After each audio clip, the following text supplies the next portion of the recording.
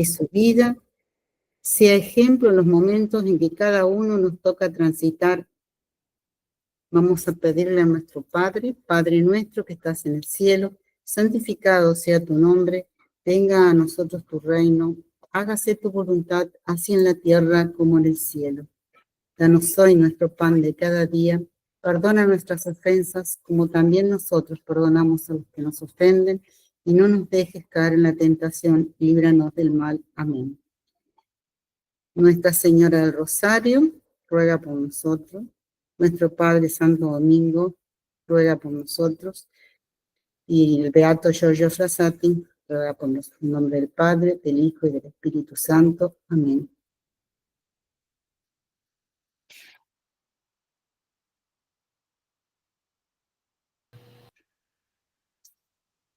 Bueno, muchas gracias, Isabel. Bueno, la idea era compartir algunos aspectos de Pier Giorgio Frassati, porque bueno, él es un hermano nuestro, ¿no? Como sabemos, él entró en su época lo que se llamaba la Tercera Orden, en ese momento, nuestras actuales fraternidades laicales dominicanas, ¿no? De Santo Domingo, mejor dicho. Entonces, bueno, pronto este año a su canonización, queríamos un poco reunirnos y celebrar este gran acontecimiento, ¿no? Que se va a dar en septiembre. Y bueno, Pier Giorgio nació un 6 de abril de 1901 en Turín, Italia, y este año se cumplen 100 años de su fallecimiento. Justo hoy se cumplen esos 100 años. Pier Giorgio nació en una familia acomodada, influyente de la época, porque su padre, que se llamaba Alfredo Frassati, era fundador de un diario muy, muy famoso que se llama La Estampa, y además era embajador de Italia en Berlín. Entonces, digamos que era una familia que tenía una situación económica acomodada, podríamos decir, ¿no? Si bien sus padres no fueron los principales transmisores de la fe, de hecho no lo fueron, pero sí ellos recibieron, digo ellos porque Pier Giorgio también tenía una hermana que se llama Luciana, quien escribió un libro de Pier Giorgio que se llama Los días de su vida, y que si no lo han leído hasta ahora lo recomiendo. Ellos pudieron tener la influencia de la niñera, ¿no? Esta persona que se encargaba de compartir este tiempo, sobre todo de sus primeros años, y también porque ellos recibieron educación de los jesuitas. Entonces, de alguna forma, en estos primeros años de su vida, él pudo recibir el don de la fe por estos instrumentos que usó el Señor, ¿no?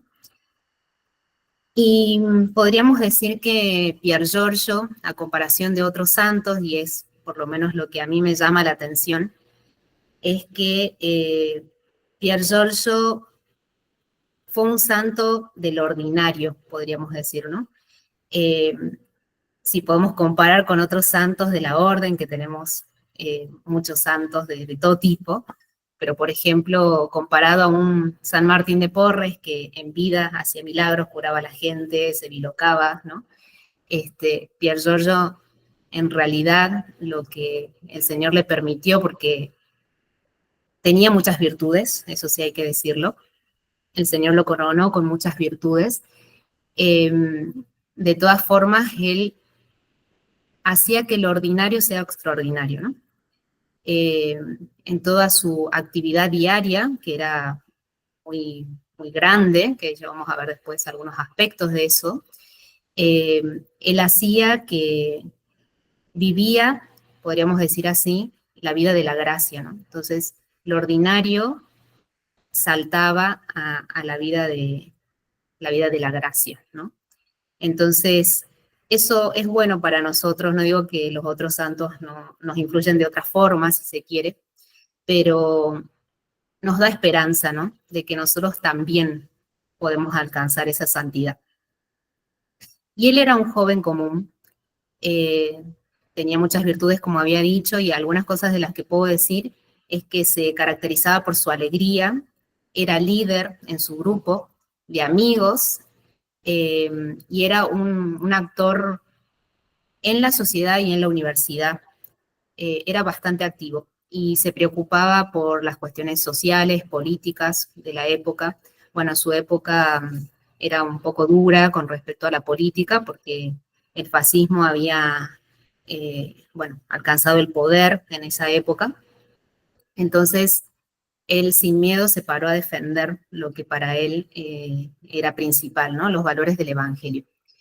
Eh, a la vez era una persona que le gustaba el deporte, entonces tenía un grupo de amigos muy cercano, a los cuales por muchas bromas, yo había dicho en principio que él tenía la virtud de la alegría, obviamente me refiero a la alegría verdadera, ¿no? La alegría de Cristo, pero también era muy bromista, ¿no? Y este grupo de amigos se pusieron Itipiloski, ¿no?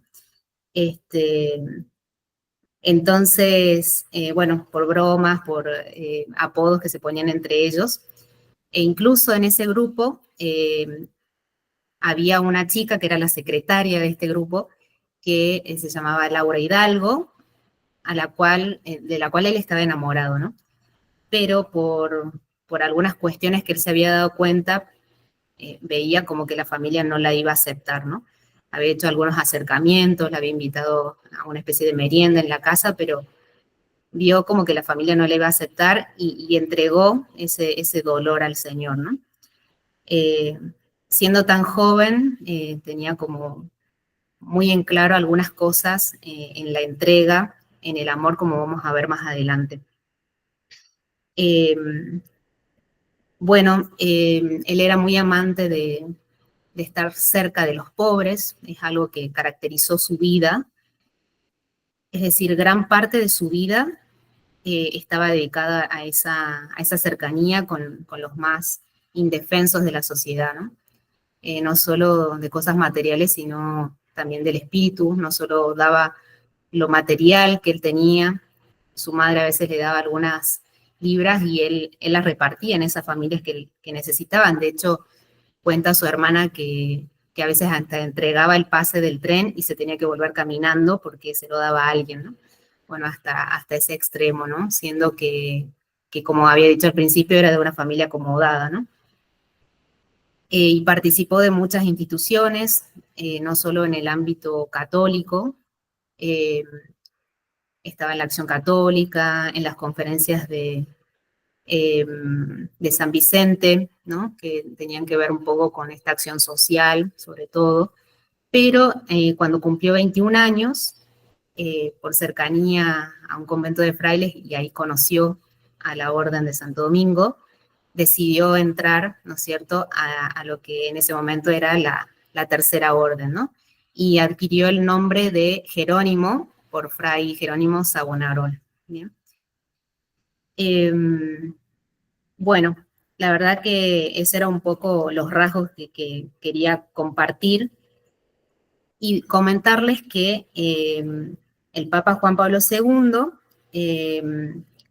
bueno, en 1990 lo nombró beato, ¿no? Lo declaró beato, y es allí donde lo llamó el hombre de las 8 bienaventuranzas, ¿no? Que es un poco lo que quiero compartir con ustedes hoy. ¿Mm? Y otro dato para que ustedes sepan, si no lo sabían ya, es que sus restos fueron exhumados en 1981 y están incorruptos los restos de Pier Giorgio, los cuales reposan en la Catedral de Turín y en realidad ahora los han llevado a Roma porque van a estar en un convento de los frailes que es Sopra Minerva, donde también están los restos de Santa Catalina de Siena, y van a estar ahí hasta la canonización, o sea, van a estar en este periodo del jubileo de la juventud y se van a quedar ahí hasta la canonización que va a ser el 7 de septiembre.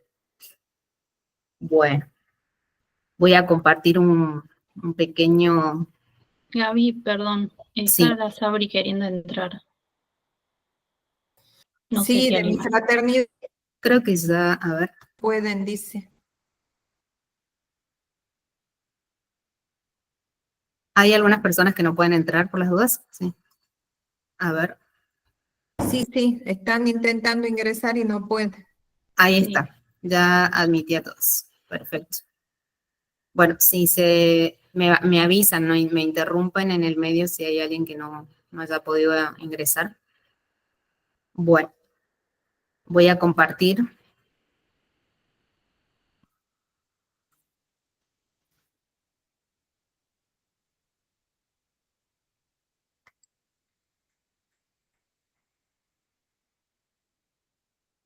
Me dicen si se ve. ¿Se ve la pantalla? Sí, sí se ve. Sí, Sí, Gabriela. se ve bien. Perfecto. Bueno, en primer lugar, las bienaventuranzas, como sabemos, es un itinerario que nos ha propuesto el mismo Cristo, y dicen que las bienaventuranzas es como que forman el rostro de Cristo, porque no solo Él las predicó, sino que también las hizo carne, es decir, pasó por todas ellas, ¿sí? Y digo pasó por todas ellas porque es un itinerario que serían como escalones hasta llegar a una cima, ¿no? Estas bienaventuranzas tienen como objetivo llegar, espérame que acepto a alguna persona más, ahí estamos. Tienen el objetivo de poder alcanzar el fin último del hombre, que sabemos que es Dios, ¿no? Si bien sabemos también que las bienaventuranzas tienen como sinónimo la felicidad, y no es cierto, nuestro fin último es Dios, que es nuestra felicidad, y va a ser plenamente en el cielo. Esto de que hayan alcanzado o adquirido también el nombre de bienaventuranzas, porque es un camino hacia esa bienaventuranza eterna que es Dios, hay que entenderlo como un camino que lleva a, ¿no? Que lleva a esta unión perfecta con Dios. Y también hay que decir que, así como algunas virtudes y dones que uno recibe, a veces no solamente en la naturaleza del hombre la podría hacer, sino que necesitamos del auxilio divino, ¿no es cierto? Entonces, saber que este camino que nos propone Cristo, de alguna forma va a implicar nuestra entrega, pero también que Él mismo nos va a dar la gracia. Sobre todo acá vamos a tener al actor principal, que es el Espíritu Santo, que va a darnos sus dones para poder alcanzar estas bienaventuranzas y poder ir ascendiendo en esta montaña para llegar a la cima. ¿Bien?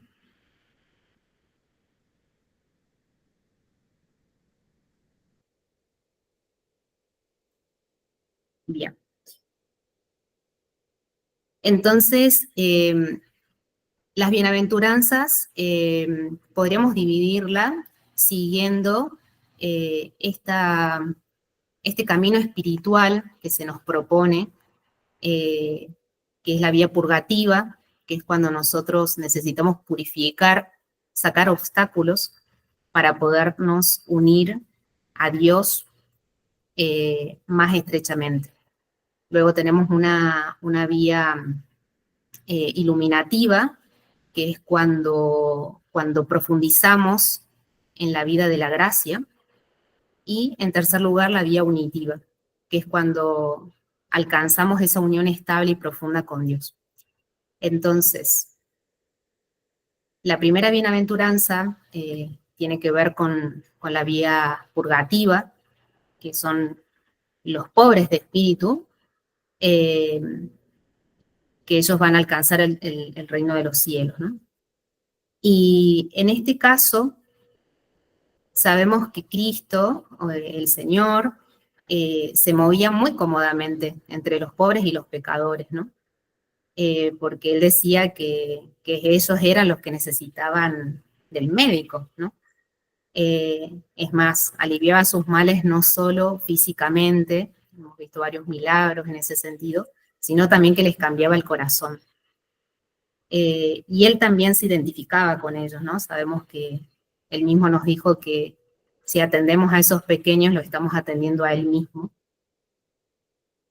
Y también se decía que el Hijo del Hombre no tenía dónde reclinar la cabeza, ¿no? Entonces hay una gran identificación con los pobres, si se quiere, por los cuales Cristo nos hace poner la atención, ¿no? Entonces podemos decir que Cristo conocía todas las formas de pobreza. Y Pier Giorgio también, porque como les había dicho, él tenía un gran amor a ellos y gran parte de su día, después de cumplir sus obligaciones, bueno, antes nos había dicho que él había elegido ingeniería en minas porque sabía que haciendo esa carrera, que finalmente después le faltaba poquito para terminar y no pudo concluir, sabía que de esa forma iba a estar con estos obreros con este sector, digamos así, de la sociedad más necesitada, ¿no? Entonces, bueno, él entendía, ¿no? Esto también, toda forma de pobreza, no solo material. Y como les decía, también se encargaba de paliar de todas las formas que él podía, ¿no? Voy a omitir algunos más.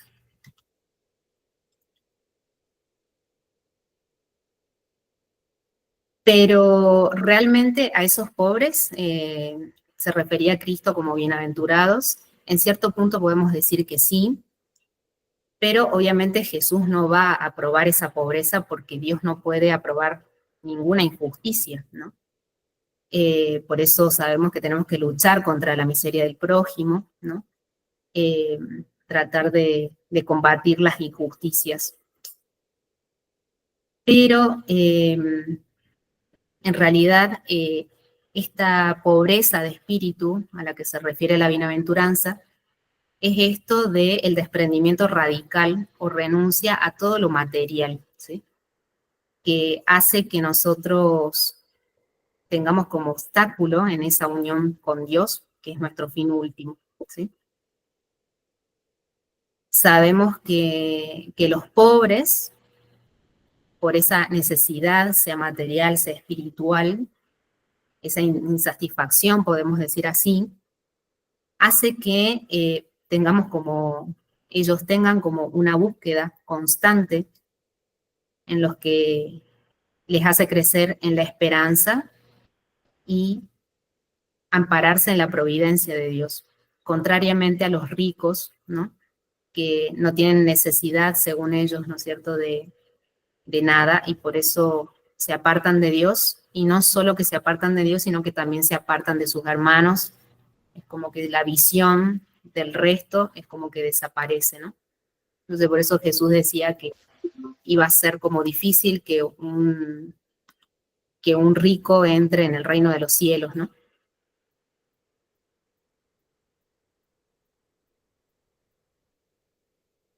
Pero sabemos que este llamado, ¿no?, de la pobreza de espíritu es para todos. Y Pier Giorgio, como yo le había dicho, era de una familia acomodada, ¿no?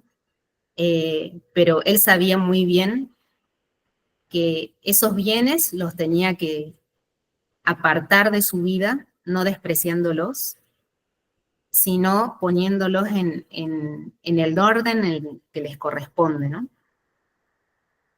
Porque sabía que de esa forma podía conquistar los bienes que tienen mayor valor, que son los sobrenaturales. Y eso está claro porque Jesús le dijo al joven rico, ¿no?, que venda sus bienes y los siga. Y fue así como lo vivió Pier Giorgio.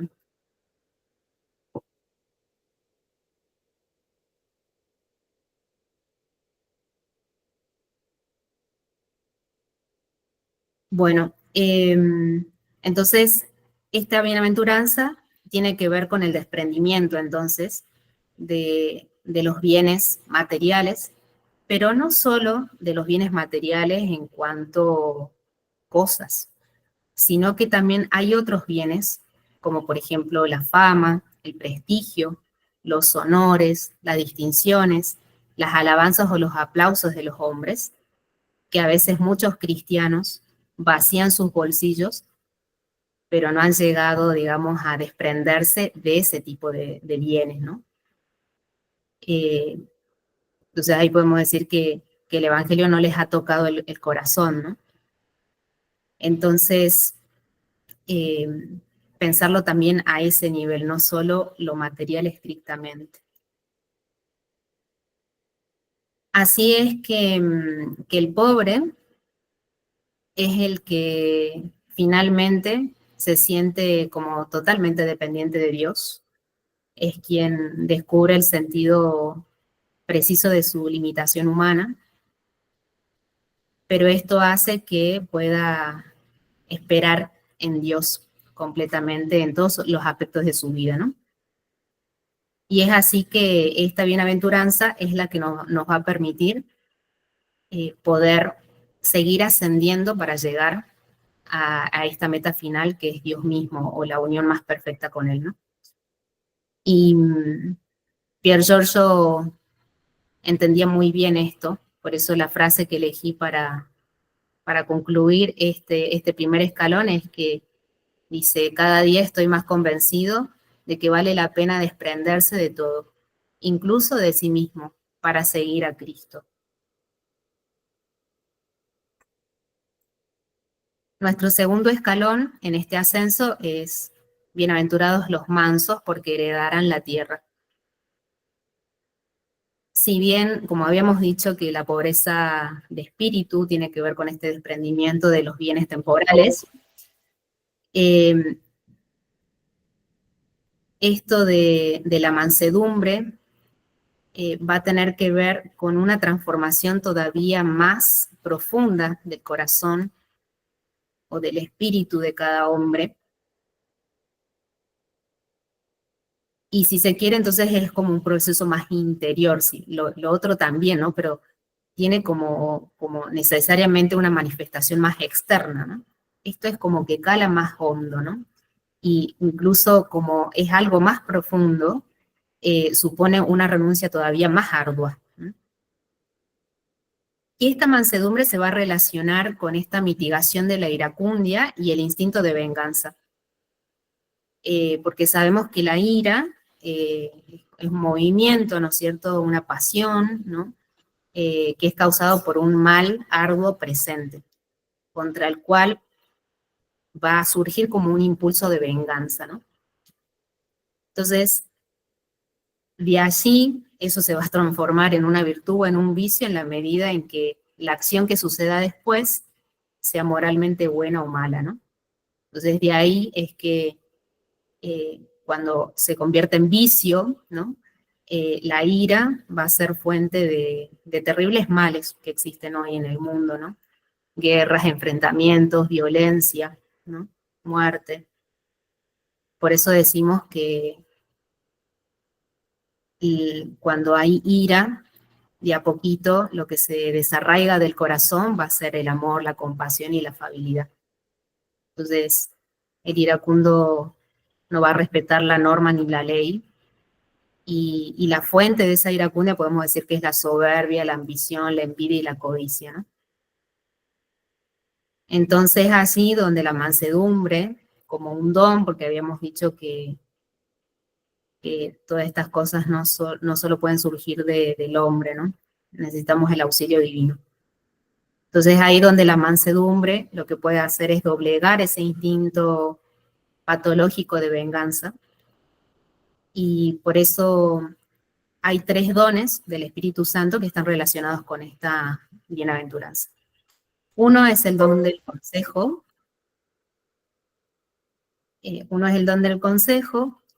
Que lo que va a hacer es elevar nuestro entendimiento a la manera en que nosotros podamos siempre sintonizarnos con este fin último que es Dios, ¿no? Entonces, iluminados, vamos a hacer que nuestro actuar sea siempre mirando a ese fin, ¿no?, a ese fin último. Y luego tenemos el don de la fortaleza, que es esta fortaleza, va a hacer que tengamos ese vigor de ánimo para soportar las injurias y las humillaciones, ¿sí?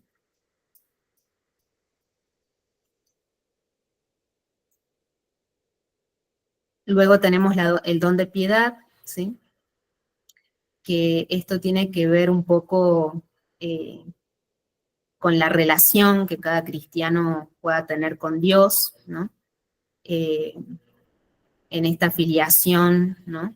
En la que nosotros lo reconocemos como Padre y en esa relación hay amor, ¿no es cierto?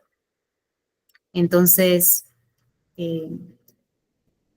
este don de piedad nos va a impulsar no solo a cumplir los deberes con nuestro Padre de los cielos, pero en sintonía del amor, sino que va a inflamar nuestro corazón y va a hacer que eso también se replique en nuestros hermanos. Por eso de ahí va a surgir que vamos a mitigar esa iracundia y en vez de que haya un vicio va a haber una virtud también. Y bueno, las aplicaciones prácticas de la mansedumbre la podemos ver cuando nosotros de repente tenemos un corazón que se le destierra la dureza, ¿sí? De repente no hay más amargura, ¿eh? No hay ese querer siempre tener la razón, ¿no? Ese procurar hacer coincidir la propia voluntad con todo, ¿no? Entonces, siempre va a haber como una acogida más sencilla y más transparente con nuestros hermanos. Por eso, bueno, Pierre Giorgio decía, ¿no? Con la caridad se puede conquistar el mundo, ¿no? Si bien, como yo les decía, él tenía un carácter firme, ¿no? Pero sabía, es más, tuvo algunos enfrentamientos con esto que les decía de esta situación política de ese momento. Había una procesión del Congreso Eucarístico de ese momento, y sabía que podía tener problemas, ¿no? Que se iban a reír de él, que lo iban a insultar, y aún así, él, con caridad, digamos, se puso firme y al frente, iba al frente de la procesión. Sabía que de esa forma podía llegar a las personas, más que con el enfrentamiento. Luego tenemos los bienaventurados que lloran porque serán consolados, ¿no? Y bueno, Cristo llama bienaventurados a quienes lloran por razones graves y justificadas, pero bueno, ¿cuál es ese llanto justificado, no? Y esto alude a la raíz misma del dolor que es el pecado. Entonces, ahí hay un movimiento del corazón que es el arrepentimiento, y es lo que equivale a llorar. Digamos que no es necesario que hayan lágrimas físicas, aunque podemos ver que nuestro Padre Santo Domingo tenía ese don, ¿no? De llorar por los pecadores, ¿no? Pero en realidad esas lágrimas es este movimiento, ¿no? De arrepentimiento, saber que ese pecado nos aleja de Dios, nos está alejando de ese fin último que decíamos del principio, ¿no? Al principio. Entonces, estos que se arrepienten, como son los que van a ser consolados, ¿no? Estos que se humillan de alguna forma van a ser ensalzados, ¿no? Como dice la Sagrada Escritura. Entonces es así que en esta bienaventuranza irrumpe el don de ciencia. El don de ciencia lo que hace es que nosotros podamos tener una visión más exacta, ¿no es cierto?, de Dios, y de esa forma tener una conciencia más clara la gravedad del pecado, ¿no? Entonces, en ese sentido, Pier Giorgio también era muy consciente de eso. Él tenía o sea, tenía, como ustedes saben, tomaba la Eucaristía diariamente, entonces también se acercaba a la confesión frecuentemente, y él decía que la confesión era un beso en la mejilla de Jesús, o sea, era un beso en su mejilla que provenía de Jesús, ¿no? Y en una carta que le escribía a su hermana, Luciana, le decía que ella pueda entregar los sufrimientos que estaba pasando en ese momento por sus pecados si los tuviera, y si no, que los ofreciera por los pecados de su padre, ¿no? Entonces, esa conciencia de que ese pecado lo separaba de Dios, ¿no? Y en esta frase que elegí para esta bienaventuranza es: el dolor es un don precioso, porque es la forma con la que Dios purifica nuestras almas. Ay, parece que...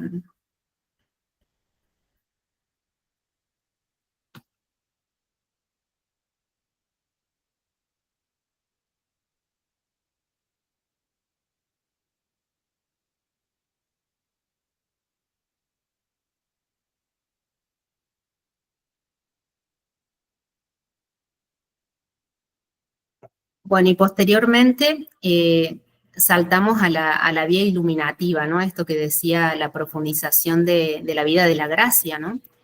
Y acá se nos presenta la bienaventuranza de aquellos que tienen hambre y sed de justicia, ¿no? Porque serán saciados.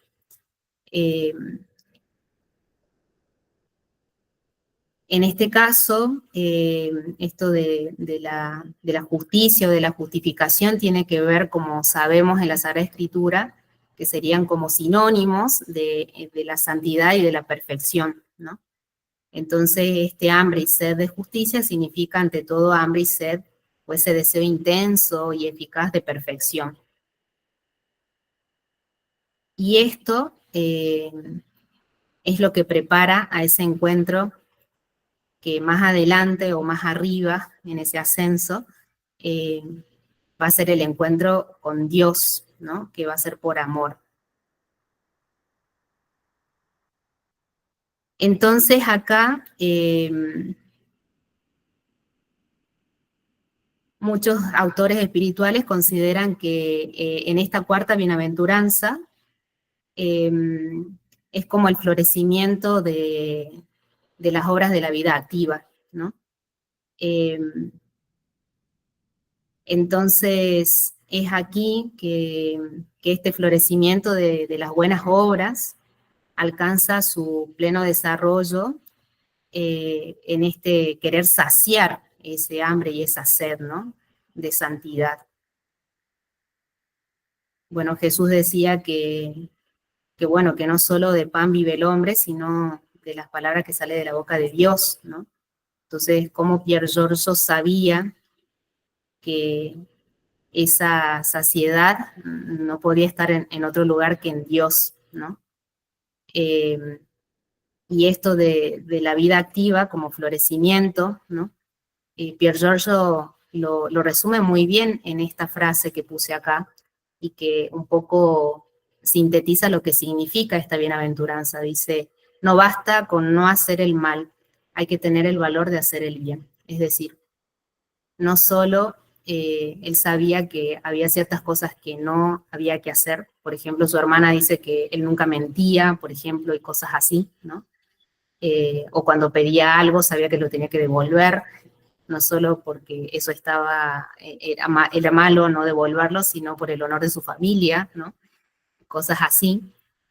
Pero él no se quedaba en eso mínimo, ¿no? Sino que toda su vida, como yo les decía, tenían que ver con esa vida apostólica que tenía, ¿no? Muy grande, y creo que la entrega de su vida en eso hizo que justamente falleciera joven, ¿no? Porque él se contagió de poliomielitis visitando a un enfermo que tenía esta misma enfermedad, y en esa época todavía las vacunas recién estaban saliendo y solamente la conseguían las personas que tenían recursos, ¿no? Y él decidió, cuando se enteraron que estaba enfermo y que le podían dar la vacuna, decidió dársela a la persona que lo había contagiado, ¿no? Entonces, como ese salto no solo de no hacer el mal, sino de tener esta vida virtuosa, ¿no? Hacer el bien. Luego tenemos la siguiente bienaventuranza, que es: bienaventurados los misericordiosos, porque recibirán misericordia. Y la misericordia lo que hace es sacarnos de sí mismos y nos impulsa a esparcir esa misericordia como fruto de nuestras obras. Por eso esta bienaventuranza está después de la que vimos anteriormente, ¿no? Entonces, el mismo Jesús va a establecer una diferencia entre la justicia y la misericordia, ¿no? Que muchas veces siempre la tenemos como juntas. Y Jesús dice que vuestra justicia sea mayor que la de los fariseos y Herodes, ¿no? En cambio, refiriéndose a la misericordia, dice: sed misericordiosos como vuestro Padre Celestial es misericordioso, ¿no? Entonces es esa misericordia que va a trascender la justicia y que va a tener que ver con ese amor divino, ¿no? La misericordia es un atributo exclusivamente divino, es decir, que espontáneamente del espíritu humano no puede surgir. Entonces ahí es que somos asistidos, ¿no?, por el Espíritu Santo para poder actuar de esta forma. Entonces esta misericordia que se difunde, porque es amor, va a remediar las miserias de todos los que están a nuestro alrededor. Entonces, de esa forma nosotros nos vamos adentrando mucho más al corazón de Dios y vamos pudiendo profundizar en ese amor, y a la vez que nosotros profundizamos, ese amor se va difundiendo hacia los que están cerca nuestro. Ese amor de repente se hace universal. Y uno puede pensar cómo Pierre Georges hacía tantas cosas a la vez y cómo atendía a tantas personas, ¿no? Ustedes saben que toda esta actividad apostólica él hacía en silencio, y su familia no pudo enterarse hasta cuando fue su velorio, ¿no? Que llenaron todas las calles, todos los pobres, toda la gente que lo conocía, no solo los pobres, sino a los que él se daba, ¿no? En la universidad, el grupo de jóvenes, una cantidad de personas que aparecieron ese día, porque si no, no hay otra forma de explicar que era ese amor de Dios que se difundía, ¿no? Y que su corazón podía alcanzar a tantas personas como nuestro Padre, ¿no? Que dicen que todos alcanzaban en el seno de su caridad, ¿no?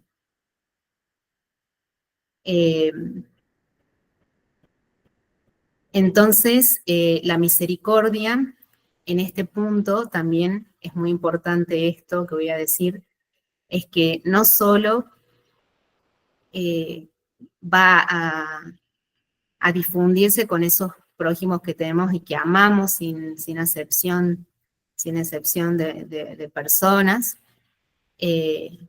y que de repente las hacemos nuestras y las abrigamos en el corazón, sino que también tiene que, de alguna forma, abrigar la miseria de nuestros enemigos, ¿no? De aquellos quienes nos odian, ¿no? Y ahí está el salto de esta bienaventuranza, ¿no? Orar por quienes nos persiguen, por quienes nos calumnian, nos maldicen, dejar de despojarse sin reclamar ni litigar, estar sin esperanza de que nos devuelvan, ¿no? En definitiva, mucho del contenido de este sermón de la montaña, ¿no? Tiene que ver con esta misericordia. Y hay dos cosas también que uno puede evaluar de que poseemos. Y una de ellas es que Jesús nos dice que no tenemos que juzgar a los demás. No en el sentido de no reconocer un mal objetivo que tenemos al frente, sino esto de ver la paja en el ojo del hermano y no ver la viga que tenemos en el nuestro, ¿no? Y el segundo componente es el perdón de las ofensas. Que nosotros tenemos que perdonar para que así también se nos perdone a nosotros. Y bueno, Pier Giorgio así también lo entendió. Por eso dice en esta frase que elegí para esta bienaventuranza, es que debemos amar con el amor de Cristo, incluso a aquellos que no nos entienden o nos hacen daño. Y acá termina la vía iluminativa y saltamos a la vía unitiva, ¿no? Que tiene que ver con esta unión más estable y profunda con Dios. Recordando y no perdiendo de vista nuestro fin último, que es esta unión con Dios, ¿no? Entonces, acá entra la bienaventuranza de los que sufren hambre y sed de justicia, porque serán saciados. Perdón, acá se me traspapeló la diapo, es los limpios de corazón, ¿no? Porque verán a Dios. Bueno, esta limpieza de corazón, ¿no? Uno puede pensar que tiene que ver con el cuerpo, con la castidad. Bueno, Pier Giorgio era un joven casto, que ya para esa época no era común, y él no tenía vergüenza de predicarla, ¿no? Pero el Señor se va, bueno, como somos cuerpo y alma, también se refiere a esto, ¿no? Esto de ser limpios de corazón, pero sobre todo a la limpieza del espíritu, ¿no? Es a lo que se refiere el Señor en esta bienaventuranza.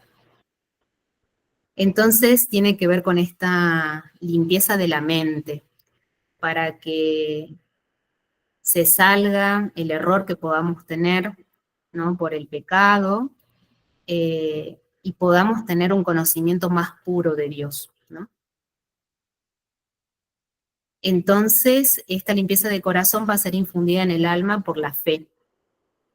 Y es así que nosotros vamos a alcanzar un mayor conocimiento de Dios dentro de esa oscuridad que es propia de esta virtud, porque si no, no sería fe, ¿no es cierto? Y ese mayor conocimiento sabemos que lo vamos a obtener en la vida futura, ¿no? En el cielo. Pero acá ya en la tierra podemos alcanzar un grado mayor de conocimiento, ¿no? Que va a hacer que amemos más a Dios. Sabemos este juego de conocer y amar. Y acá va a entrar el don del entendimiento, ¿no? Que esto es obra del Espíritu Santo, como veníamos diciendo. Entonces, va a hacer que nuestro entendimiento de alguna forma pueda sacar esos errores y de esa forma profundizar en ese conocimiento de Dios y una mayor unión en el amor con Dios. Entonces, ahí también tenemos que decir que a través de la gracia vamos a recibir el don increado del mismo Dios, ¿no? Es decir, que vamos a poder nosotros ser habitados por la Santísima Trinidad. Y bueno, eso es un gran don, ¿no? Que poco entendemos, pero qué grandeza, ¿no? Qué misericordia del Señor para con nosotros que nos hace tener esa relación íntima con su vida, ¿no? Trinitaria. Entonces, de esta forma, el don del entendimiento hace que nosotros podamos ahondar con mayor claridad, pero siempre teniendo esta oscuridad que se va a descubrir en el cielo finalmente, pero vamos a poder tener una mayor perspicacia de alguna forma de las cosas de Dios, ¿no? Entonces, acá podemos decir también que esta elevación, ¿no es cierto?, del entendimiento, esta unión con Dios, es lo que llamamos contemplación, ¿no?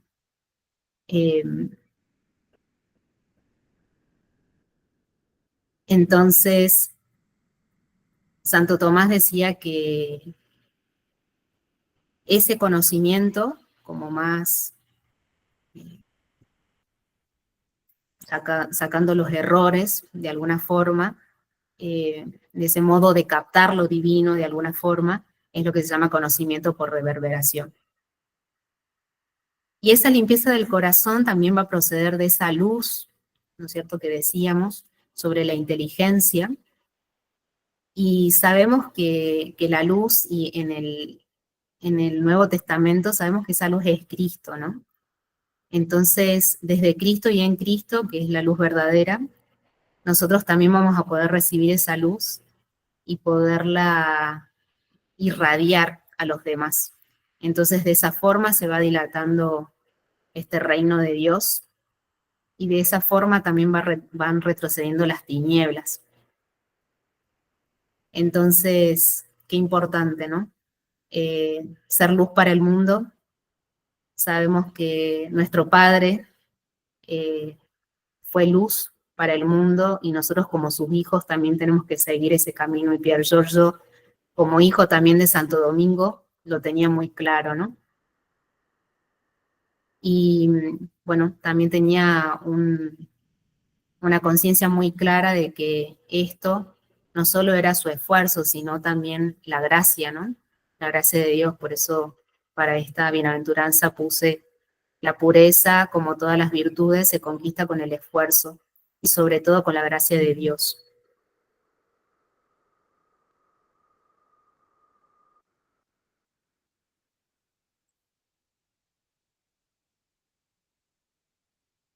Luego tenemos los bienaventurados que trabajan por la paz, ¿no? Los pacíficos, porque ellos serán llamados hijos de Dios.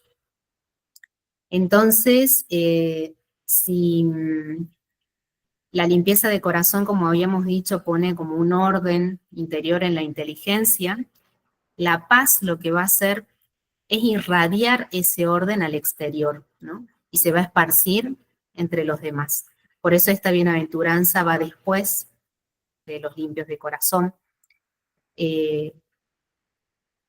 porque de alguna forma toda esa transformación interna, así como el bien se difunde, bueno, esto también, ¿no? Entonces, como sabemos, como habíamos dicho en la bienaventuranza anterior, que la luz es Cristo, bueno, sabemos que Cristo es la paz, ¿no? Como lo vimos recientemente en el tiempo pascual, ¿no? Él es nuestra paz. Y San Pablo dice que Cristo ha fundado la paz en un doble aspecto: el de los hombres con Dios y de los hombres entre sí. Entonces, si Cristo es nuestra paz, la paz ya está presente en la iglesia, es un estado esencial del reino de Dios, pero no es solamente don, corresponde también a nosotros, a los cristianos, buscar constantemente la paz. De alguna forma es una obligación, ¿no? Sembrar la paz en nuestro alrededor, donde nos toque estar. Entonces, por eso Pier Giorgio dice en esta frase, ¿no? El verdadero católico debe estar siempre listo para luchar por la paz, con caridad, pero sin cobardía. Obviamente que Pier Giorgio también se refería no solo a la paz que el mundo quiere, sino a la paz que sabemos que es Cristo, ¿no? Y si bien la paz pertenece al fin último del hombre, pero no es la felicidad en sí misma, ¿no?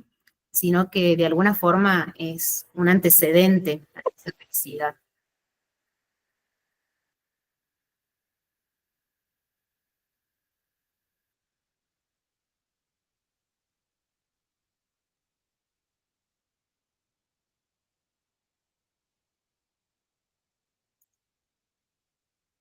Bueno, entonces, esta paz, ¿no? Que es más obra del amor que de la justicia, por ahí siempre pensamos que se relaciona más con la justicia, eh, es más un movimiento del amor, ¿no? Es esta vida contemplativa que es la intimidad con el maestro, ¿no? Que nos hace dócil a sus inspiraciones, ¿no? Y nos hace tener una vida escondida con Cristo en Dios, la vida contemplativa. Entonces acá, este pacífico, ¿no? Este cristiano que alcanza esta bienaventuranza hace que todos los afectos eh, estén orientados a Dios como objeto exclusivo, porque sabe que es su fin último, ¿no? Entonces ahí va a reconocer finalmente con mayor conciencia y mayor pulcritud que lo que verdaderamente importa es conocer y amar a Dios. Por eso el Pacífico puede decir, solo Dios basta, ¿no? Eh, y bueno, Pier Giorgio también lo entendió a eso, ¿no? Y ya vamos a ver más adelante en su última etapa, que bueno, que él siempre miraba hacia lo alto, como sabemos, que es uno de sus lemas, así que lo tenía muy claro, ¿no? Y finalmente, en esta última bienaventuranza, bienaventurados los que sufren persecución por la justicia, porque suyo es el reino de los cielos. Bienaventurados seréis cuando os insulten y persigan, y con mentira digan contra vosotros todo género de mal por mí. Alegraos y regocijaos, porque grande será en los cielos vuestra recompensa, pues así persiguieron a los profetas que hubo antes de vosotros. Y bueno, Cristo no se refiere a cualquier tipo de persecución, sino todo lo que sea a causa de Él. Así como no cualquier amor al prójimo es caridad, sino solo aquel ejercido por amor de Dios. De la misma forma, no cualquier tipo de sufrimiento produce esta bienaventuranza, sino el que tiene a Dios por destinatario, como un sacrificio ofrecido en su honor y su gloria. Y acá podríamos establecer una analogía entre la cumbre del Monte de las Bienaventuranzas y la cumbre del Monte del Calvario, ¿no? Hay una coincidencia mística, ¿no? En el que vemos que todo esto se realiza en la figura de un Cristo crucificado. Entonces, Dios, ¿no? El Verbo se encarnó y vino a enseñarnos esta santidad a la cual nos llama, nos enseña a ser santos. Y no hay otro camino que llegar a esa santidad a través de este camino que presentamos, siendo la cumbre el Calvario. Entonces, la cruz va a ser inseparable de este camino, ¿no? Si la cruz fue inseparable en la vida terrenal de Cristo, entonces va a ser inseparable también de nuestra vida como cristianos. Pero sabemos que este camino de cruz no es algo que nosotros tengamos que fabricar, ¿no? Sino son las adversidades que nos toquen vivir.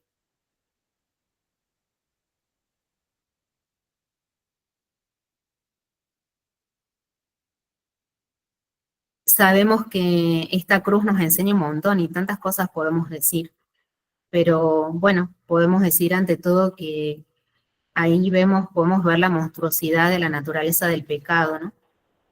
Pero sobre todo la infinita misericordia que Dios tiene para con nosotros.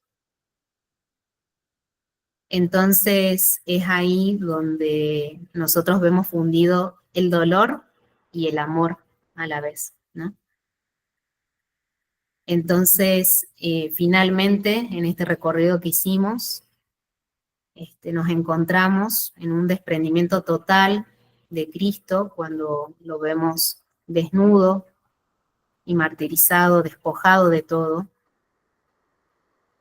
Vemos un grado supremo de mansedumbre cuando lo vemos como víctima, entregada a la divina justicia en sacrificio infinito del Calvario. Vemos lo más hondo de la tristeza del alma de los que lloran en esta desolación de Cristo, cuando dice, Padre, ¿por qué me has abandonado? El holocausto inmortal es la suprema hambre y sed de justicia y la suprema misericordia fundadas en el beso del dolor. Y la divina exaltación de la limpieza del corazón en la tierra que es la casta e insondable pureza de su cuerpo, elevado sobre la tierra para atraer todas las cosas hacia sí. Y finalmente aparece allí también la perfecta imagen del Pacífico, ¿no? Que ha fundado la paz con la sangre de su cruz. Entonces, ser santo es ser Jesús crucificado. Pero bueno, sabemos que por fortuna la cosa no termina ahí, ¿no? Sabemos que la cruz no es definitiva, es la solución del pecado, pero también es el camino por el cual se alzan las alturas de la resurrección, ¿no? De la vida. Y Pier Giorgio tenía muy en claro eso, ¿no? Si Dios me quiere para sí me basta, decía.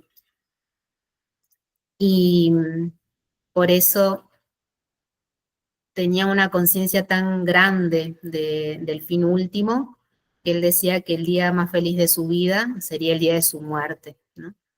Siempre mirando hacia lo alto. Y él decía, el fin para el que hemos sido creados nos invita a caminar un camino que está seguramente sembrado de muchas espinas, pero no es triste.